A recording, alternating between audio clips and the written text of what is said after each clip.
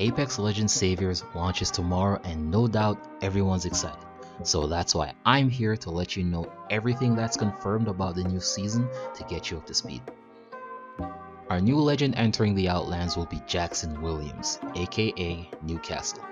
If his name sounds familiar, that's because he's Bangalore's brother. He's coming to the games as your squad's defender, so move over Gibraltar, there's a new shield in town. His tactical mobile shield deploys a controllable drone that creates a moving energy shield. It blocks all bullets and deflects grenades. His passive ability, Retrieve the Wounded, allows him to use his knockdown shield to defend his downed allies while dragging them out of the line of fire. If that wasn't cool enough, you'll be self-reviving while he's doing all of this. RIP Lifeline mains. Now his ultimate, Castle Wall, is like a ramped up rampart shield. After targeting an area or a teammate, he launches forward and slams down to create a wide electrified wall that you can use as cover and shock teammates who try to climb over it. So you better stock up on nades before fighting Newcastle. Season 13 brings Stormpoint's first major update with the addition of a new POI called the Downed Beast, which is a giant sea beast carcass that has high tier loot spawns and connects the North Pad, Checkpoint, and the Mill. The shell of the beast is also an accessible play area that you can get to using the gravity cannon provided in the new POI, with the use of abilities from Valkyrie, Ash, Octane, Loba, and Horizon, or the zip lines around its body. Inside the beast is where you'll find the high tier loot spawns, but be careful because there are many openings that can lead to you getting flanked if you start a fight here. If you're feeling up for a bit of spectre killing, then drop into the IMC armories where you can grab weapons of your choosing.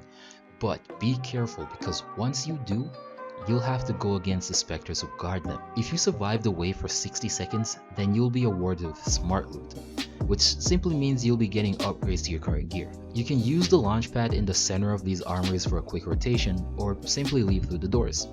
You can also use them to gain high ground advantage in a fight. 4 of these were added to the outskirts of the map, so drop in, loot up, and get out there. This is by far the biggest change of the coming season.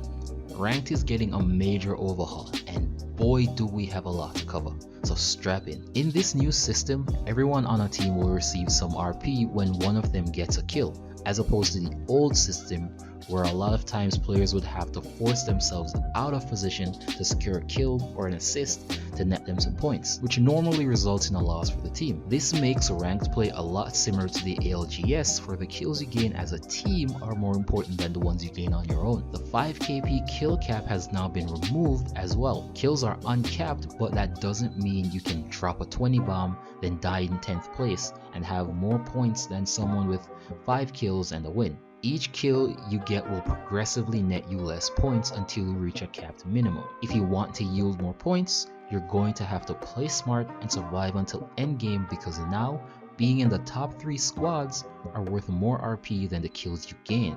I've added a link to a spreadsheet from Reddit user Troublegum showing an estimated way the new point system will work. This will possibly lead to players being more methodical in the early rounds to make sure they survive, and when it comes down to Zone 5, we'll see an insane ALGS style war between 10 different teams. Now, let's talk about changes to the actual rank tiers. A new rank tier is being introduced known as Rookie. It'll be below Bronze to act as a proper one-time only introductory tier and will not have any ranked rewards associated with it, so sorry guys. You cannot be demoted to this tier, and Bronze players cannot be reset to it. Once you're out, you're out. So all you smurfs looking for a quick 4K, look somewhere else. In addition to tier changes, Bronze will now have entry costs. So will every other tier. So what does that mean? For every tier within your respective rank, your entry cost will increase by 3 points. Once you get to Masters though, every 1000 RP you gain will add an additional 5 RP to your entry cost until you hit a threshold of 175 points. Here's a chart detailing how that will work. To account for the increased influx of RP, they've adjusted the RP thresholds for each tier and rank. Here's a picture from Ezra RC on Twitter showcasing how that will work. Platinum will now be 8,200 RP, Diamond will be 11,400, and Masters will now be 15,000 RP to attain. Oh yeah, before I forget, tier demotion will now be possible. You have a maximum of 3 games to lose once you hit the bottom of your rank. Lose all those games and you'll be demoted to the middle of the next tier. Simply put, if I were to lose all 3 of my demotion protected games in Diamond 4, I'll be demoted to the middle of Platinum 1. But to combat this, Respawn was kind enough to grant us with bonus RP. When I make it back to Diamond 4, I'll be granted a 100 RP bonus to act as a cushion, if you will, to ease the stress of having to play super conservative in my coming matches. A struggle I know a lot of us face when we notice that we need another 50 RP just to make it to the next rank. Now, you remember how you'd be able to claim the kill of the person that either left the game or got killed before they could finish the squad? Yeah, that's going to be gone tomorrow. Here's a direct quote from the devs themselves. "We have fixed a long-standing issue where kill credits were unintentionally transferred from eliminated teams. Previously, when Team A downs players from Team B and Team A is subsequently eliminated, players from any team can misappropriate these downed players on Team B for kill credits by executing them, regardless of their involvement in the initial conflict. This issue has been fixed and these kills are not properly voided. Kills are earned, not given. This alone might shake up the meta, because if you watch tournaments, you'll notice that it's a valid strategy to thirst the downs of a team to claim additional kill points. So I'm interested to see how that will play out if it's added to competitive play." The Spitfire is replacing the Massive in the care package. The KRABER will be nerfed, which is super surprising.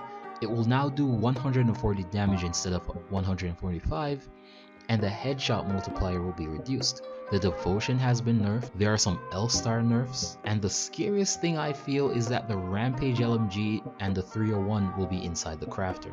I've left a link to the blog post going into more detail about these changes and what the nerfs exactly are in the description below if you'd like to check that out. And that's everything you need to know about Apex Legends Season 13. I'm Ky-Ookami, and as always, remember to stay tuned, stay safe, and stay gaming, guys. Peace.